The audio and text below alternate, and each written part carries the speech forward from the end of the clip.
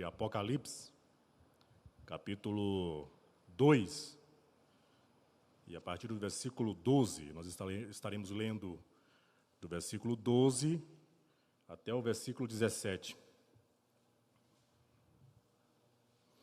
Apocalipse, capítulo 2, do versículo 12 até o 17. Eu vou ler e os irmãos podem estar acompanhando na Bíblia de vocês. Começa assim: ao anjo da igreja em Pérgamo, escreva: estas são as palavras daquele que tem a espada afiada de 2 gumes. Sei onde você vive, onde está o trono de Satanás. Contudo, você permanece fiel ao meu nome e não renunciou à sua fé em mim, nem mesmo quando Antipas, minha fiel testemunha, foi morta nessa cidade onde Satanás habita. Versículo 14. No entanto, tenho contra você algumas coisas. Você tem aí pessoas que se apegam aos ensinos de Balaão, que ensinou Balaque a armar ciladas contra os israelitas, induzindo-os a comer alimentos sacrificados a ídolos e a praticar imoralidade sexual. De igual modo, você tem também os que se apegam aos ensinos dos nicolaítas. Portanto, arrependa-se, senão virei em breve até você e lutarei contra eles com a espada da minha boca. Aquele que tem ouvidos, ouça o que o Espírito diz às igrejas. Ao vencedor darei do maná escondido. Também lhe darei uma pedra branca, com um novo nome nele escrito, conhecido apenas por aquele que o recebe. Amém.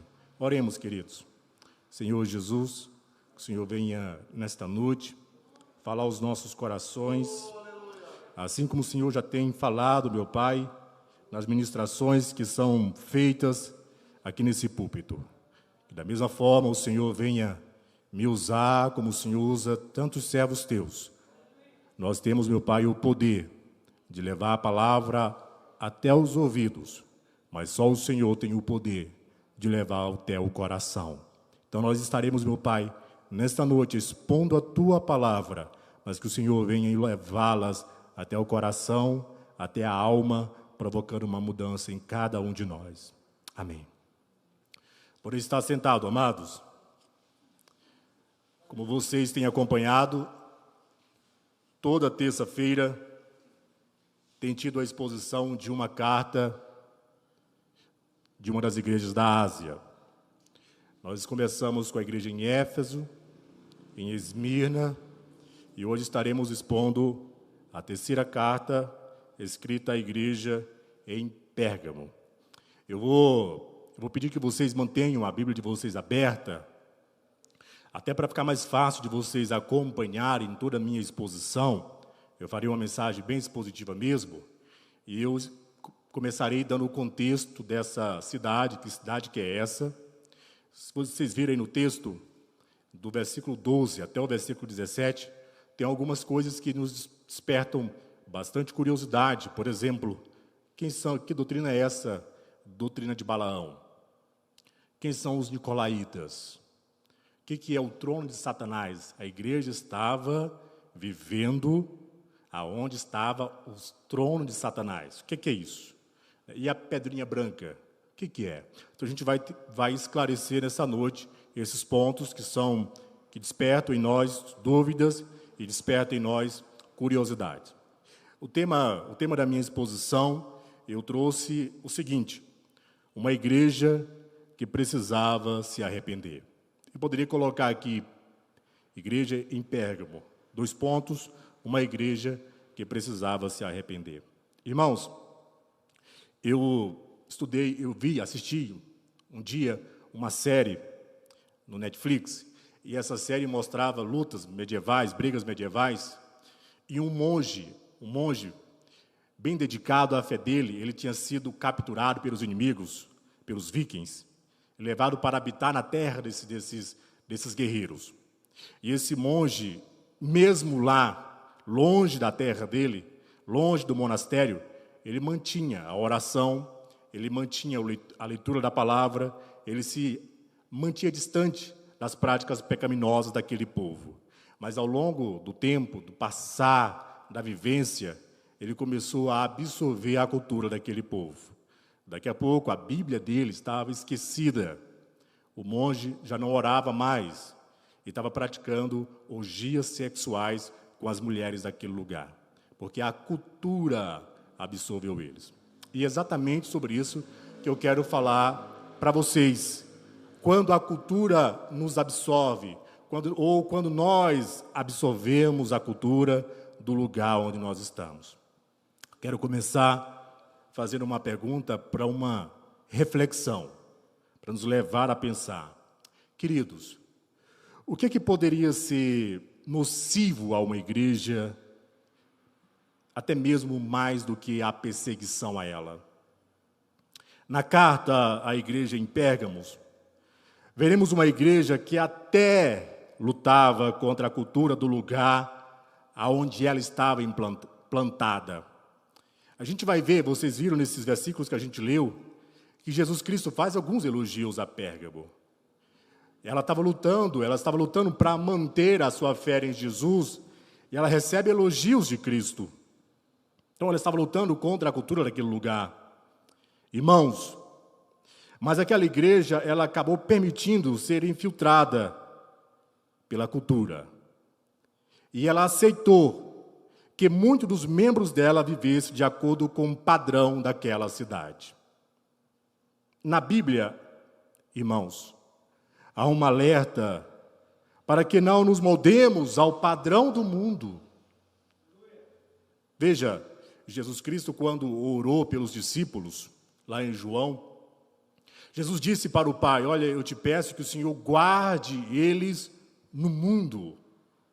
Não que você tire eles do mundo. Ou seja, nós somos filhos de Deus, mas estamos vivendo no mundo, diante de uma geração corrupta, de uma cultura caída. Nós vivemos. Deus não nos tirou do mundo, Ele só está nos guardando do mundo. Então nós somos todos os dias bombardeados também pela cultura desse mundo, pela música, pela televisão, pelas mídias, pelas conversas. Nós somos bombardeados.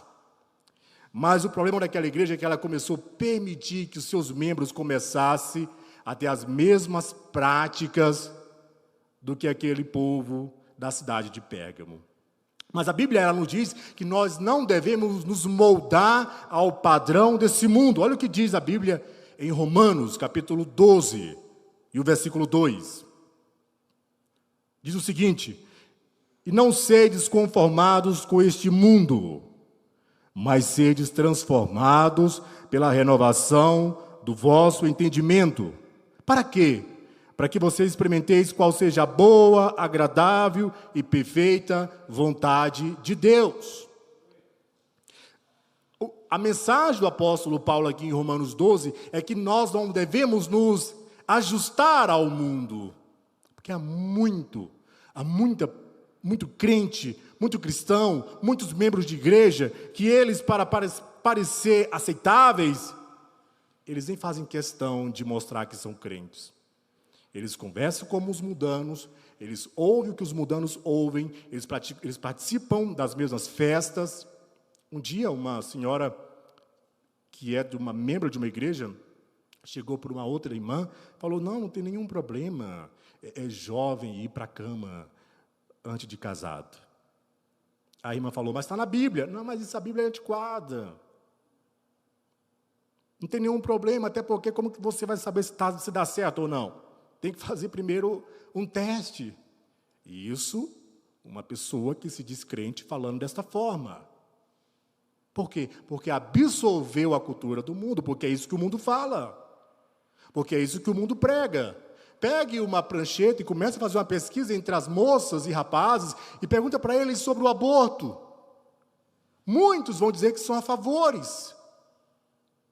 Muitos vão dizer, não, a mulher é o dono do corpo, é dona do corpo dela, meu corpo, minhas regras. É isso que o mundo fala.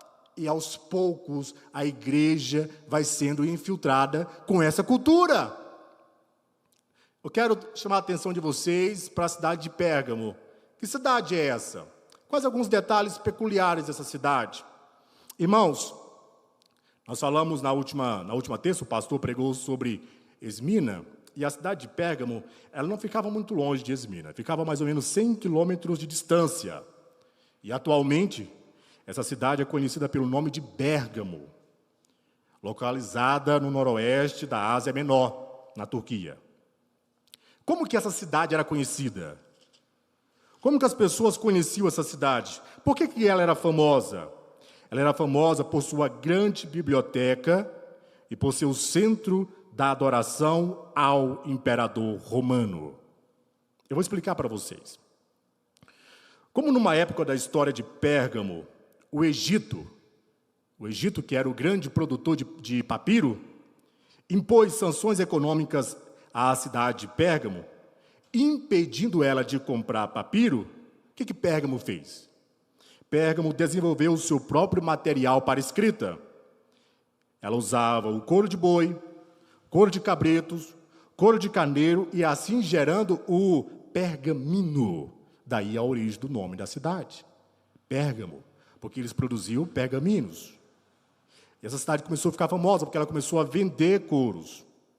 Ela se tornou referência na produção de couros que eram usados para vários serviços. Por que eu estou contando isso? Porque como ela começou a produzir bastante couro de boi, couro de carneiro, couro de outros animais, ela começou a desenvolver a própria biblioteca. E nessa cidade tinha a segunda maior biblioteca do mundo. A biblioteca de Pérgamo, para vocês terem ideia, só perdia para a biblioteca em Alexandria. Havia uma disputa entre as duas. Foi por isso que o rei do Egito proibiu Pérgamo de comprar papiro de lá. Porque não queria que a biblioteca de Pérgamo crescesse, mas ela cresceu bastante e ela se orgulhava disso. A biblioteca de Pérgamo, para vocês terem uma ideia, tinha mais de 200 mil rolos de pergaminho. E ela se tornou um grande centro de estudo. Imagina uma grande biblioteca com 200 mil livros. É uma biblioteca muito grande. Então, essa cidade se tornou referência de estudo, referência em ciência. Nós veremos aqui nessa exposição que lá em Pérgamo havia a adoração ao Deus da ciência, da medicina. E as pessoas vinham de todos os lugares da Ásia para adorar lá em Pérgamo, porque elas acreditavam que lá elas poderiam alcançar cura. Amém, queridos? Então, Pérgamo se tornou um grande centro de estudo. Foi a primeira cidade na Ásia Menor a tornar oficial o culto ao imperador. E foi o centro administrativo romano naquela província. Um detalhe, Pérgamo era a capital do império na Ásia. Então, uma cidade muito poderosa, uma cidade muito fortificada. Daí o significado do nome Pérgamo, fortificada. Irmãos, além do culto ao imperador, e ao imperador romano, a César, tinha também cultos a divindades gregas. Olha só, quais divindades que eram adoradas lá em Pérgamo? Zeus, Atenas, Dionísio e Asclépio. Quem era Asclépio? Considerado o deus da cura. Vocês já viram, vocês que vão no médico, já viram que o símbolo da medicina é o quê? É um bastão com o quê? Quem sabe? Com uma serpente, né? Com uma cobra num bastão. Aquele lá é o símbolo do deus Asclépio. É o deus da medicina. O que acontecia? As pessoas vinham doentes de várias partes da Ásia, de várias partes do mundo, e ia até Pérgamo. Lá tinha um grande coliseu. O coliseu é um centro, um conglomerado de vários templos de adoração a vários deuses. A Zeus, a Atenas, a Dionísio, a Asclépio. E as pessoas ficavam dentro do templo de Asclépio, as pessoas doentes eram colocadas lá, e eles soltavam serpentes. E a serpente passava por cima do corpo do doente. E havia a crendice de que se a serpente passasse por cima do corpo da pessoa que estava doente, e não picasse ele estava curado. Então, muitas pessoas faziam isso. É bem provável que muitas pessoas eram curadas mesmo. Senão, não teria como permanecer toda essa religião. As pessoas vinham de todos os lugares do mundo para adorar nesses templos pagãos. Ao deus Dionísio, também considerado o deus Baco, o deus da bebida. E eu vou dizer para vocês como que eram esses cultos. Como que as pessoas cultuavam nesses templos? O que acontecia lá nesses templos? Como que era a adoração a esses deuses pagãos? Irmãos, o que acontecia? Esse era o comportamento dessas cidades. Havia rituais nesses cultos pagãos. Era regado por bebida e sexo com as prostitutas culturais. Eles praticavam vários sacrifícios. Detalhe, e essas carnes que eram oferecidas nos sacrifícios, parte delas ia para o comércio. Ia para o açougue, ia para o supermercado. Por isso que Paulo diz lá para os irmãos em Corinto, olha, se vocês chegaram e perguntam, não pergunta de onde que veio essa carne, não, só compra. Porque muitas das carnes que ia para os açougues eram carnes sacrificadas a ídolos. Então, essas pessoas, elas praticavam imoralidades sexuais nos templos pagãos. Elas passavam a noite inteira bebendo e praticando orgia entre eles. E pasmem, até hoje isso acontece, principalmente na Índia.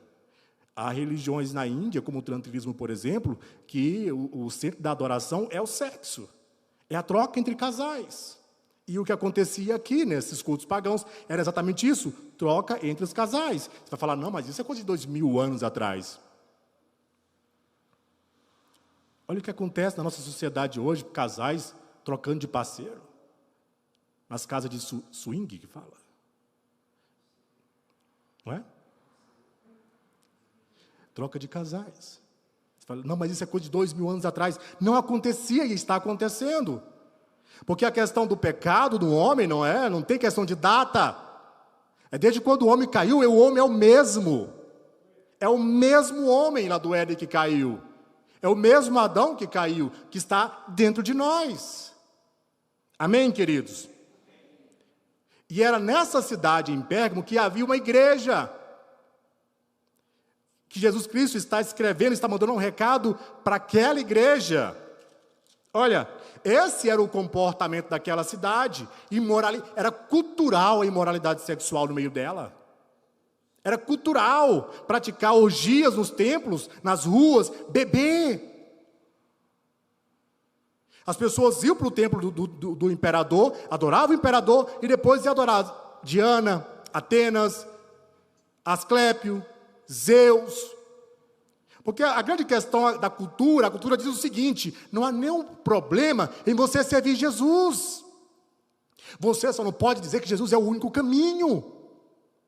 O que a sociedade quer? É que você sirva Jesus, só que você não expressa isso em público. Você tem que adorar no seu privado, é cada um no seu privado, porque afinal de contas, todas as religiões levam a Deus. É o que diz. E aqui também era assim, não tinha nenhum problema adorar o imperador. Não tinha nenhum problema adorar a Cristo. Você só deveria também adorar os outros deuses. Você só não poderia dizer que o seu Deus é o único Deus. Era o que acontecia aqui, e é o que acontece hoje. Olha as nossas festas, queridos. Olha no Brasil, o carnaval, por exemplo. O que acontece? Olha o que acontece nas festas noturnas, nas casas de boates. Nós também vivemos numa cultura caída, assim como aqueles irmãos em Pérgamo. Agora imagina vocês, a cabeça daqueles irmãos, vivendo nesse local. A gente olha, como diz Billy Graham, para onde a gente olha, vê pecado. Para onde a gente se vira, há pecado. Mas há uma grande tragédia que acontece com os crentes, e eu vou mostrar para você qual é.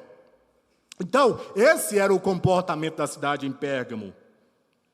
Um lugar entregue à idolatria, culto à autoridade.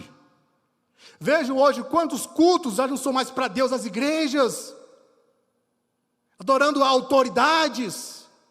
No templo, no púlpito, onde é o lugar de adoração e de exposição do Senhor, da palavra do Senhor, muitas vezes nós substituímos isso para adorar o quê? Personalidades. Quantas pessoas vão em congressos, em eventos, em cultos, não para entregar o coração a Deus, mas para ver o artista famoso, culto à autoridade. E eles também adoravam a autoridade do imperador, de César. Então, aquela cidade, aquele povo, era entregue à idolatria, era entregue ao culto à autoridade. Aquele povo praticava a imoralidade sexual como se fosse cultura, era cultural para eles. E lá nesse meio, estava a igreja do Senhor vivendo no meio desta geração. Talvez para eles, o melhor seria fazer igual os monges, na Idade Média, criar grandes monastérios e se isolarem do mundo. Mas Deus não nos chamou para nos isolar do mundo. Deus nos chamou para sermos luzes diante das trevas. Amém, queridos?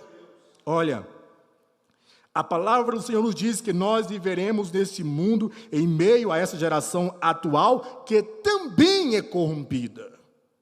Olha o que diz Filipenses capítulo 2, do versículo 15 ao 16, para que sejais irrepreensíveis e sinceros. Eu acredito que esta palavra nos leva a uma introspecção, a uma autoanálise sobre como que tem sido a nossa vida diante dos mundanos.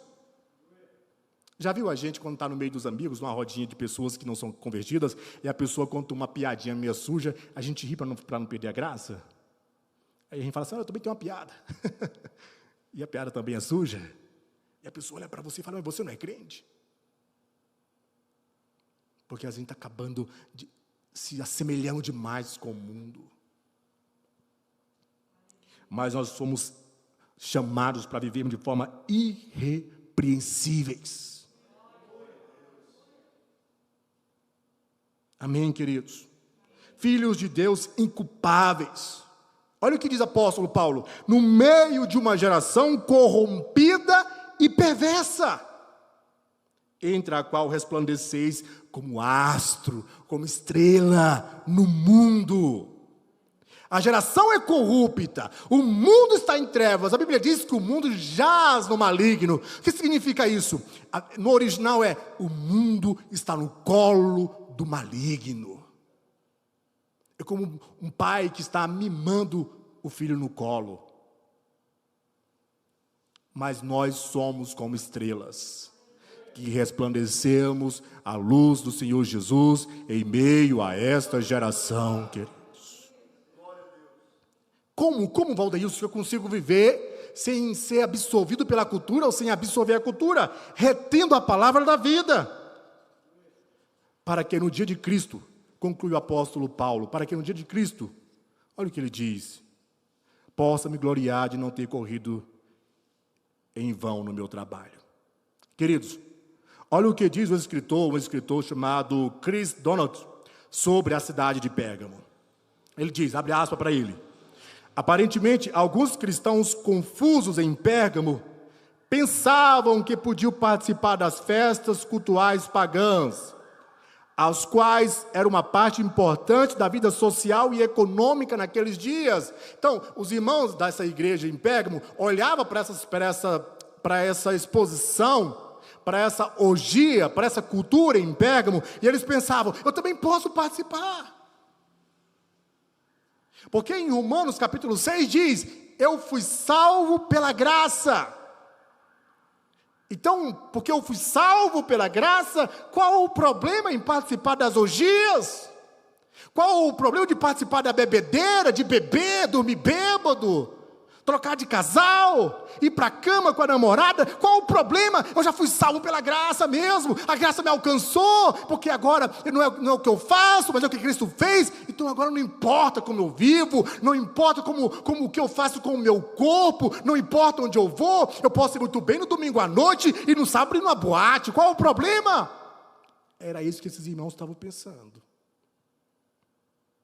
Era isso que passava na cabeça deles. Vocês estão me entendendo? Vocês não dormem, não. Se vocês dormirem aqui, eu vou gritar nesse microfone. Irmãos, mas vejam bem, por se recusar a prestar culto ao imperador romano e não cultuar aos deuses pagãos, os crentes em Pérgamo sofriam hostilidade da sociedade local. Eles sofriam perseguições. Vocês vão ver que teve um que foi morto. E eu vou mostrar para vocês a forma cruel como ele foi morto. Mas parece, irmãos, que apesar da igreja estar resistindo àquela cultura, parece que a cultura estava vencendo a igreja. Estava parecendo aqui que a cultura era mais forte do que a igreja. E muitos do que antes resistiu à tentação de se entregar à libertinagem, agora não só se entregavam, como também defendiam que outros deveriam também ser libertinos. Imagina a cena comigo. Alguém dizia, olha, eu fui ontem na adoração ao Deus Zeus. Eu me prostituí com várias mulheres. Eu dormi bêbado. E eu vou para a igreja também. Qual que é o problema de você participar? Participe também. Ou seja, além dele fazer, ele dizia para o outro que ele também deveria participar. Porque foi salvo pela graça. Eles estavam confundindo a graça de Deus. Olha o que diz Romanos capítulo 6. Veja comigo, Romanos capítulo 6, a partir do versículo 1. Aí a gente continua a exposição, só para a gente mostrar por que eles estavam confundindo e qual a resposta do apóstolo Paulo para esse tipo de comportamento. Que diremos então? Continuaremos pecando para que a graça aumente? De maneira nenhuma. Nós que morremos para o pecado, como podemos continuar vivendo neles? Mas aqueles irmãos estavam confundindo a graça do Senhor Jesus. E além de praticar as orgias, eles também estavam influenciando que outros membros, que outros fiéis também participassem. E muitos dos que antes resistiam à tentação de se entregar à libertinagem, agora não só se entregavam, como também defendiam que outros deveriam também ser libertinos. A igreja, irmãos, em Pérgamos, estava sucumbindo, estava tolerando toda sorte de doutrina e comportamento no meio dela. Já viu igreja que não tem uma doutrina definida, que não tem uma teologia definida? Toda novidade ela abraça. Qual que é a novidade do momento? A novidade agora é a igreja preta com luzes. Ok, então vamos nessa. Qual que é a novidade agora? A novidade é óleo ungido. Então vamos abraçar. Qual que é a novidade agora? É revelar a identidade, CPF do povo. Então vamos abraçar. Vai abraçando tudo. Vai abraçando tudo. Qual que é a novidade agora? É cantor mudando, cantando na igreja, cantando no mundo. Não tem nenhum problema. Afinal de contas, somos todos salvos pela graça mesmo. Era esse o comportamento daquela igreja. Abraçava todo tipo de doutrina, e não só abraçava as doutrinas, como abraçava os falsos profetas também. No meio dela. Mas nós veremos o que Jesus faz com aquela igreja, e a quem ele se reporta primeiro. Pastor, eu acho isso aqui muito forte. A primeira pessoa com quem Jesus Cristo se reporta em todas as cartas é ao líder. Porque falando ao líder, ele fala a todo o grupo.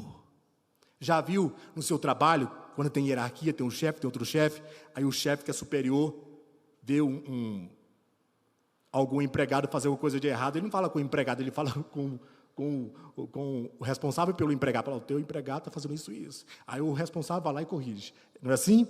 É mais ou menos isso que Jesus faz com a igreja também. Ele se reporta ao líder para falar, olha o que tua igreja está fazendo. Irmãos, eu quero trazer aqui 3 pontos para vocês. Por que uma igreja se entrega ao mudanismo? Por que, Valdeilson? Por que uma igreja se entrega ao mudanismo? Falta, não só a igreja, mas eu também quero colocar, por que o crente se entrega ao mudanismo? Falta de discernimento. Não tem discernimento. Conversa com a maioria dos crentes, que nenhum deles não sabe, nunca leram nem sequer o Novo Testamento a vida toda. Nunca leram. Passam semanas e semanas sem mesmo tocar na Bíblia ou ouvir um sermão bíblico. E vem no culto só do culto de ceia. Isso é ser religioso.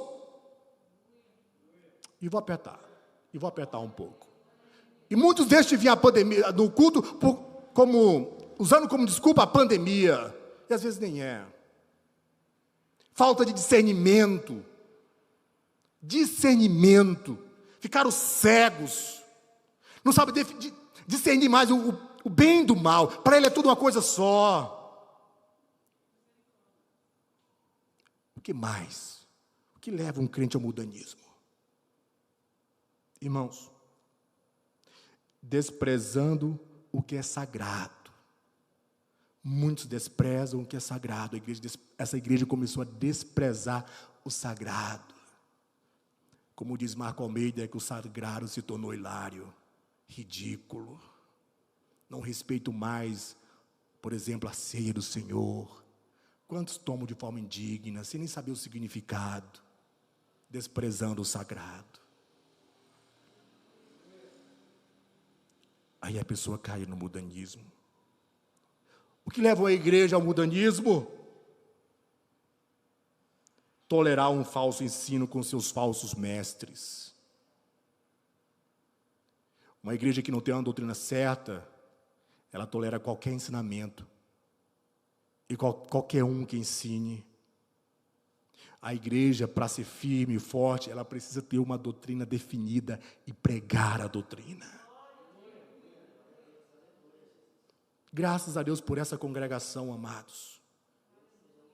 Nós estamos nos esforçando, o pastor está se esforçando. Então eu tenho certeza que se Jesus Cristo fosse se reportar a nós, Ele não iria chamar a atenção dos seus líderes. Porque nós estamos nos esforçando, essa igreja está se esforçando para levar os seus fiéis a um crescimento espiritual. Irmãos, mas Jesus Cristo não deixa que o seu povo se perca. E ele vê a igreja nessa situação, ele faz um chamado, ele chama a igreja para conversar.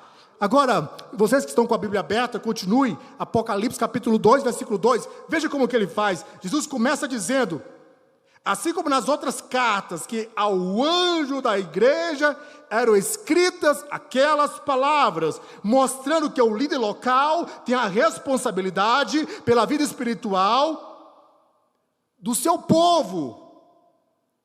E Jesus inicia a sua advertência, chamando a atenção da igreja para o seu senhorio.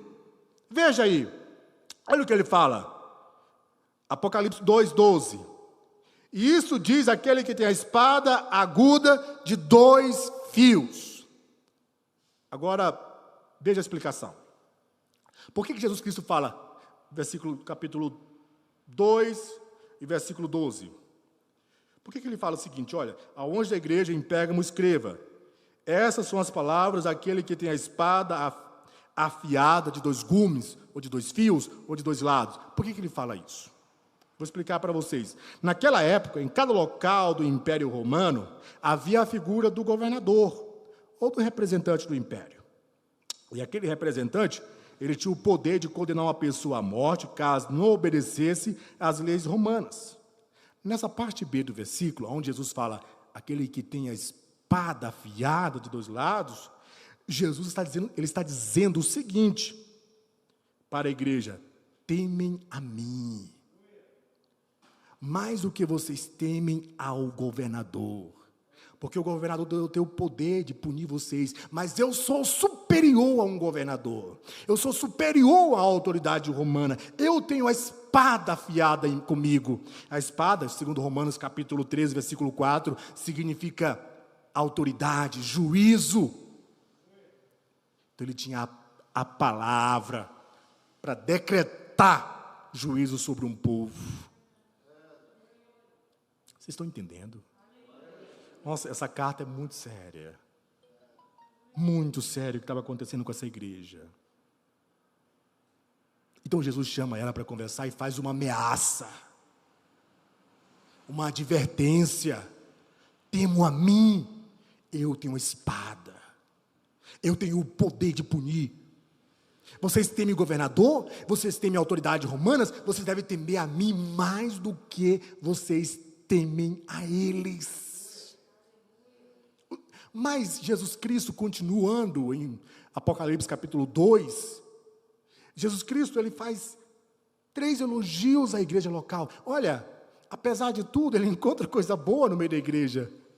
ele faz 3 elogios. 3 elogios. No versículo 13, vejam aí o que ele fala, versículo 13. O Senhor reconhece o fato da igreja estar presente num lugar muito danoso ao Evangelho. Como eu disse, em Pérgamo havia vários cultos pagãos. Por isso Jesus disse que a igreja estava vivendo na cidade onde estava o trono de Satanás. Por que Jesus Cristo fala, vocês, olha só, versículo 13. Versículo 13, sei onde vocês vivem, onde está o trono de Satanás. Por que Jesus fala isso? Trono de Satanás. Porque lá estava o trono da adoração, lá era o centro da adoração ao imperador. Lá era o centro da adoração ao deus Asclepio, o deus da medicina. Sabe como é que as pessoas chamavam esse deus serpente? De Salvador. Estavam substituindo o verdadeiro Salvador por uma serpente. Isso nos remete à antiga serpente, lá no Éden. Estavam adorando a antiga serpente, porque por trás de toda idolatria está Satanás. Amém, queridos? Então Jesus fala que lá onde eles estavam, havia o trono de Satanás, porque Zeus era adorado lá. Zeus também era chamado de Salvador. Asclepio era adorado lá, e era identificado pela serpente, considerado como salvador das doenças. A cidade era o centro do culto ao imperador. Então, por isso Jesus fala, olha, eu sei aonde você está habitando, eu sei o local onde você vive, é um local difícil. É onde está o trono de Satanás, aonde impera a idolatria, o centro da idolatria, o centro da imoralidade. Jesus faz um segundo elogio àquela igreja. Ele reconhece a fidelidade dela. Fala, apesar de você estar habitando nesse local tão hostil, tão nocivo, você tem sido fiel. Amém?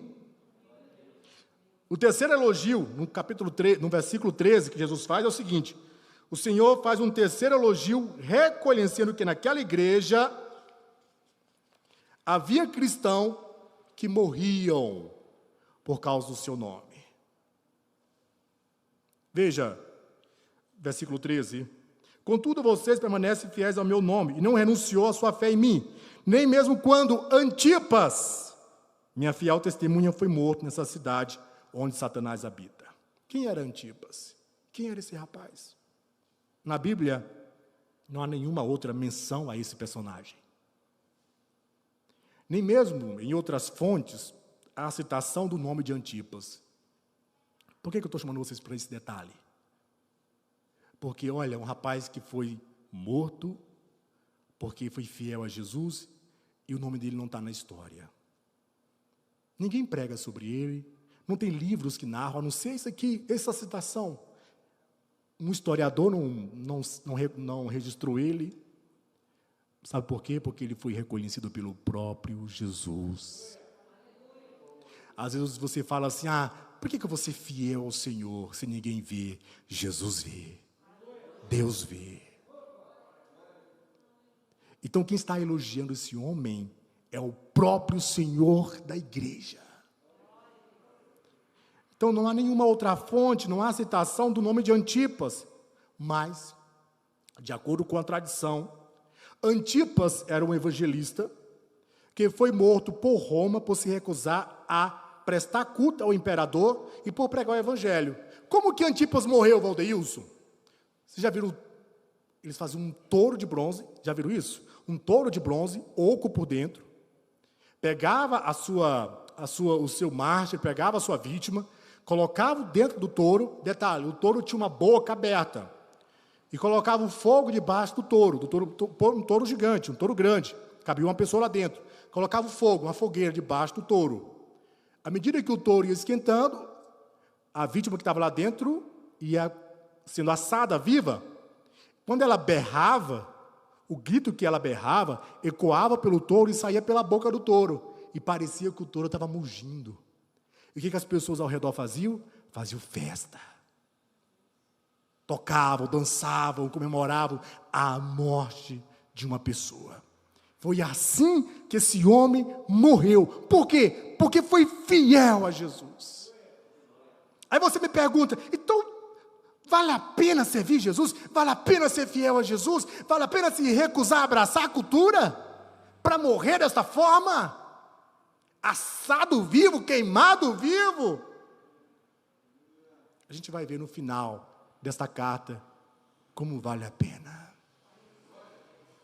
Em seguida, nos versículos 14 e 15, Jesus fez o quê? 3 elogios, não foi, amados? 3 elogios. Reconheceu onde a igreja estava, reconheceu que a igreja era fiel, reconheceu que lá tinha cristãos que morriam por causa do nome dele. Agora Jesus vai fazer uma advertência. Versículos 14 e 15. Jesus mostra pontos irreprováveis naquela igreja. Ele faz elogios, aí ele fala o seguinte: agora vamos conversar, porque eu tenho contra você algumas coisas.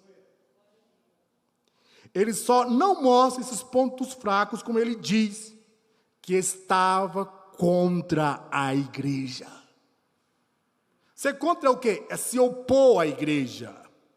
A gente fala o seguinte: se Deus é por nós, quem será contra nós? Mas e o inverso? E se Deus for contra você, quem será a favor de você? Se Deus for contra mim, se Deus for contra as minhas ações, se Deus for contra o que eu faço, se Deus for contra o que eu falo, se Deus for contra a minha vida, quem poderá me salvar? Para onde eu vou recorrer? Aqui nessa terra, se alguém comete um delito, ele recorre para os advogados, recorre para a defensoria pública, passa por audiência de custódia, é absolvido, é liberado. Mas alguém que peca contra Deus, quem poderá salvar essa pessoa? Se Deus é contra os seus planos, se Deus é contra a sua vida, quem poderá te ajudar? Ninguém.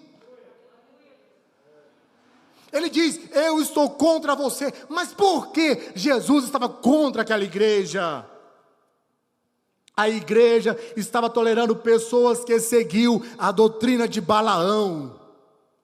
Olha o que diz: mas algumas poucas coisas tenho contra ti, porque tens lá os que seguem a doutrina de Balaão, o qual ensinava Balaque a lançar tropeço diante dos filhos de Israel, para que comesse dos sacrifícios da idolatria e fornicasse, e praticasse imoralidade sexual. Vocês sabem a história de Balaão. Balaão foi para amaldiçoar o povo, Deus não deixou ele amaldiçoar, ele teve que abençoar o povo. Então ele falou para Balaque: não tem jeito de amaldiçoar esse povo, porque contra Israel não há encantamento, só tem uma forma de você vencer esse povo. Como? Pervertendo eles.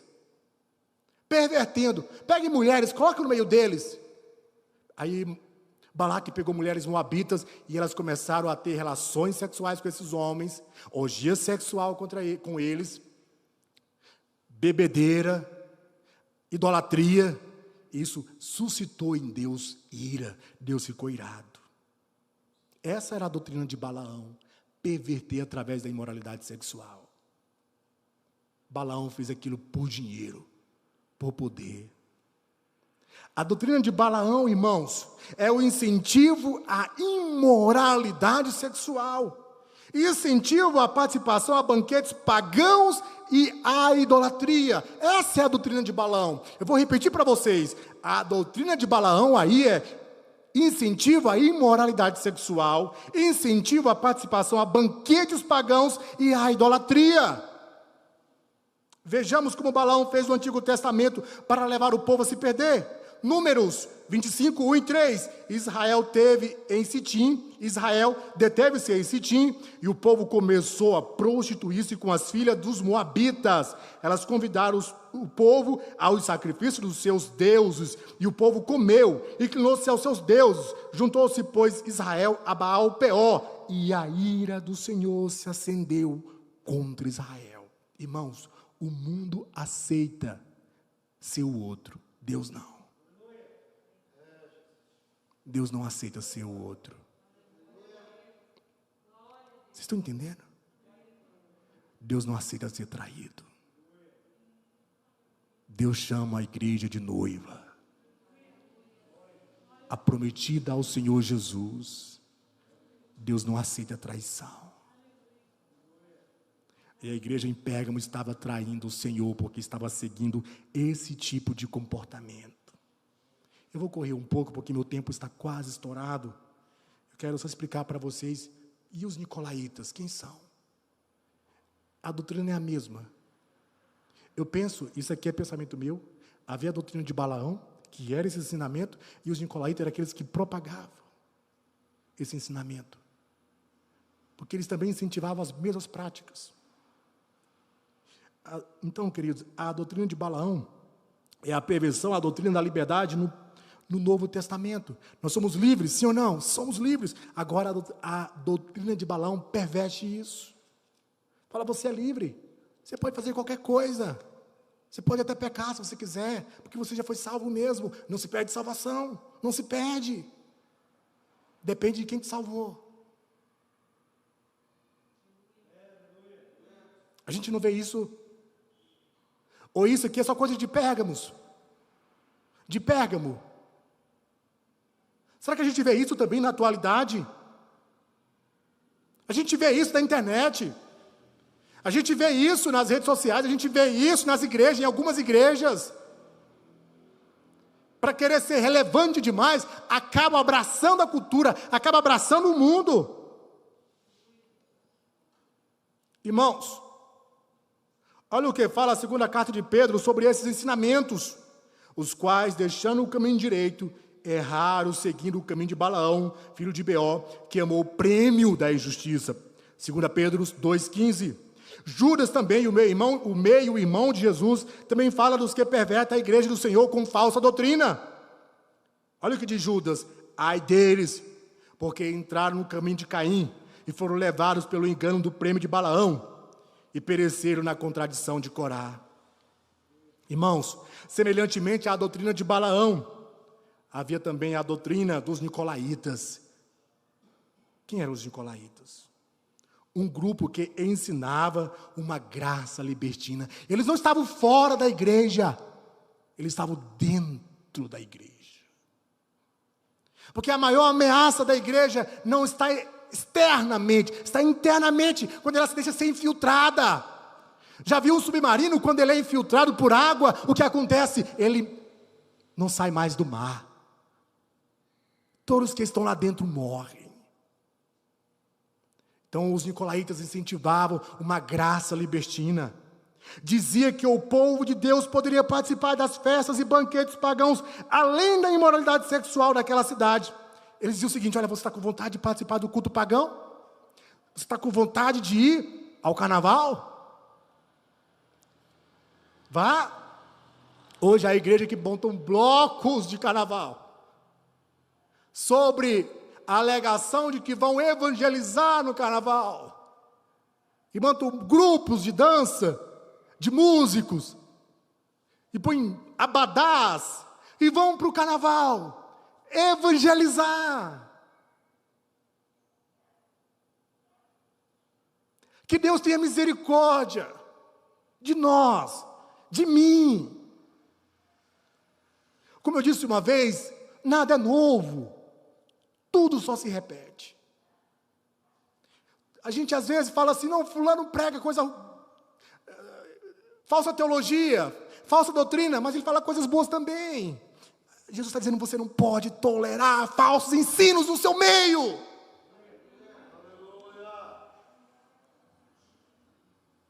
Porque um pouquinho de fermento errado leva toda a massa a se perder. Imagina chegar alguém aqui falando falsa doutrina, acaba com o trabalho que está sendo feito há anos e há anos. Então os nicolaítas, eles incentivavam os irmãos a participarem dos banquetes pagãos, da imoralidade sexual. E detalhe, os irmãos iam. Hoje há uma moda dos irmãos beberem um pouquinho. O problema não é o pouquinho, é que vai te levar uma garrafa ao boteco, a dormir bêbado, a pecar. Não vos embriagueis com vinhos em que há contenda, mas sejam cheios do Espírito Santo. E há tanto crente que ainda faz questão de postar nas redes sociais, tomando cozimel com cerveja. Qual o problema? A gente foi salvo pela graça. Qual o problema em ir em boate? A gente foi salvo pela graça. Qual o problema em ir para a cama com a namorada? Ou com outra mulher? Foi salvo pela graça. Tudo é a graça. Veja o que acontece com os cantores famosos, os pastores famosos, que se julgam acima do bem e do mal. A gente fala, Deus não está vendo? Deus fala em Salmos, não é porque eu estou calado que eu estou aprovando. Eu vou repetir, não é porque Deus está calado que Ele está aprovando. Uma hora Ele chama para conversar e fala, tenho contra você essas práticas. Então os nicolaítas diziam para os irmãos, você pode participar das imoralidades sexuais. Vocês foram salvos pela graça mesmo. Alguém já ouviu isso? Alguém já ouviu? É muito comum. Valdeilson, a gente foi salvo pela graça? Fomos. Fomos sim, mas não para vivermos no pecado, mas para vivermos em santidade. Queridos, vamos concluir.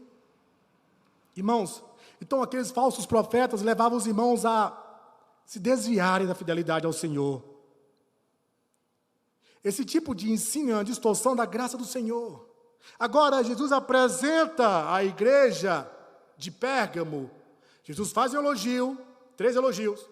Jesus faz uma advertência, fala que é contra aquela igreja, por alguns maus comportamentos. Agora Jesus apresenta uma solução. Qual que é a solução? Arrependimento.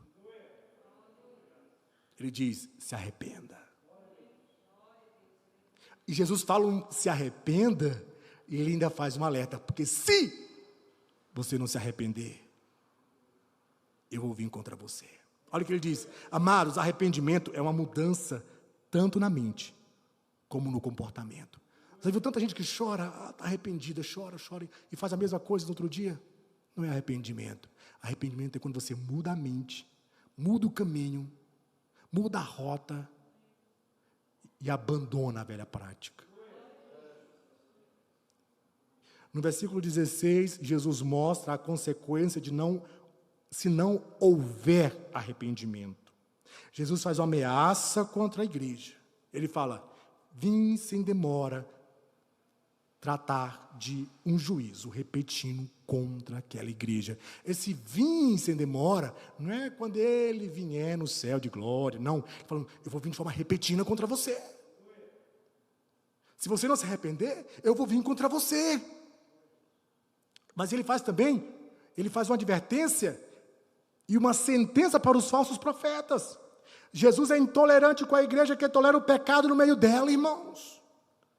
Na parte B do versículo, Jesus ameaça os pregadores do falso evangelho. Eu vou vir contra vocês. Olha o que diz o versículo 16.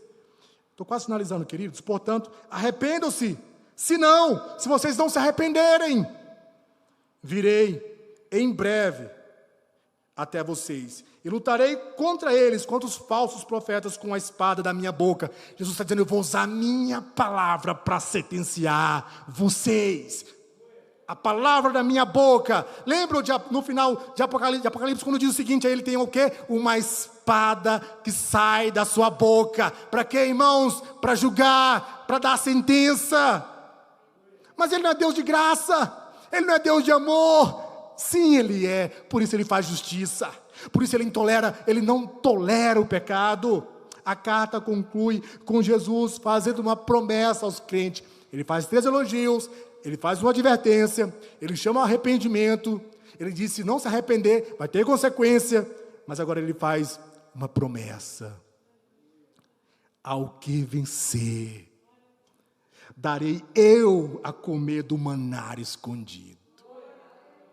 Aí, respondendo aquela pergunta, vale a pena ser fiel?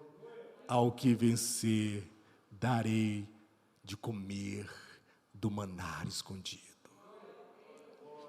O que seria esse maná?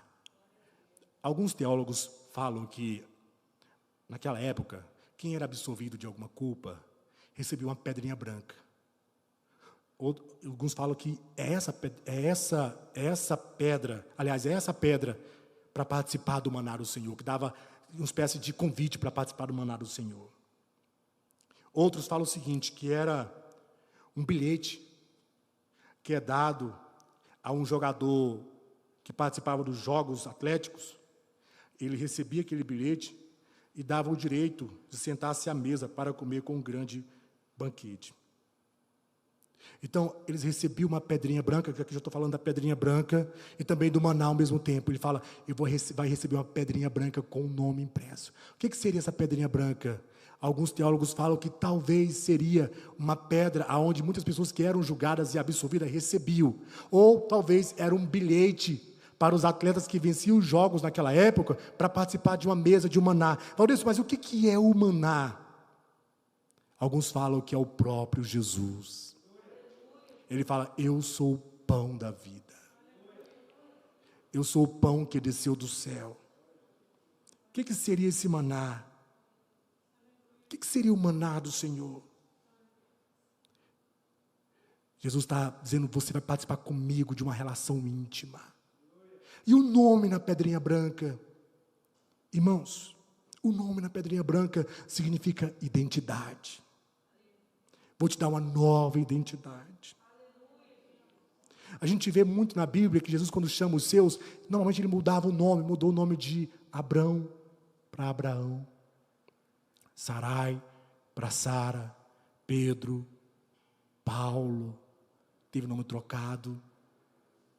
Naquele grande dia, nós também adotaremos uma nova identidade. Amém? Jesus está dizendo o seguinte, olha, vocês se recusaram a participar da cultura desse mundo, vocês se participaram a comer dos banquetes pagãos, então vocês que venceram, comerão do meu grande banquete, preparado para todos aqueles que venceram, preparado para todos aqueles que resistiram, que foram perseguidos. Então vale a pena sim, queridos. Por quê? Porque nós iremos participar do grande banquete do Senhor e receberemos do nosso próprio Jesus uma nova identidade. E o nosso alimento para todos sempre não serão os banquetes desse mundo, mas será o próprio Cristo, mas será o próprio pão que veio do céu. Aleluia! Aplauda o Senhor Jesus, amados. Aleluia! Eu quero orar com vocês. Fiquemos de pé. Eu quero pedir perdão porque eu passei alguns minutinhos, pastor. Me deixe pregar aqui de novo. Querido Deus, abençoe vocês. Talvez você hoje está enfrentando talvez tentação, luta. E essa cultura é caída. Mas vai valer a pena você resistir toda a sua tentação. E desejar Cristo mais do que você deseja essa cultura caída. Porque, eu vou ler o versículo 17. Aqueles que têm ouvido, ouçam o que o Espírito diz à igreja. Ao vencedor darei do maná escondido. Também lhe darei uma pedra branca, com um novo nome nela escrito, conhecido apenas por aquele que o recebe. Então vale a pena. Ainda que seja morto como Antipas, ainda que seja ridicularizado pela cultura, pelas pessoas em nossa volta, vale a pena servir o Senhor Jesus. Senhor, muito obrigado por esse momento. Nos ajude a vencer essa cultura. Nos ajude a vencer esse mundo caído. Nos ajude a vencer, Deus, o nosso próprio coração, Senhor. Deus, não permita, Deus, que o nosso coração ceda às tentações e às iguarias desse mundo. Mas guarda o nosso coração, que nós possamos fazer igual o salmista Davi, guardar a tua palavra no nosso coração, para não pecar contra ti, que as distrações desse mundo, Deus, que o brilho ofusco desse mundo, não venha roubar os nossos olhos do maior brilho, da estrela da manhã, daquele que morreu para nos salvar. vida, daquele que nos morreu para que nós possamos viver em santidade. Nos ajuda, Senhor. Nós somos peregrinos, nós somos forasteiros, e às vezes a cultura desse mundo quer nos roubar da cultura do céu, mas que nós possamos, Jesus, vivermos como cidadãos celestiais que exercem a cidadania do Senhor aqui na terra. Nos ajude a nos arrepender, Jesus. Nos ajude, Senhor, a amar o Senhor mais do que a cultura, mais do que o mundo. Eu oro pela igreja, Jesus. Deus, nós não queremos ser encontrados em faltas quando nosso Senhor vier. Nós queremos receber elogios e ser reconhecidos como Antipas foi. Ainda que o mundo não nos reconheça, ainda que a história não tenha nosso nome, ainda que nós venhamos morrer e ser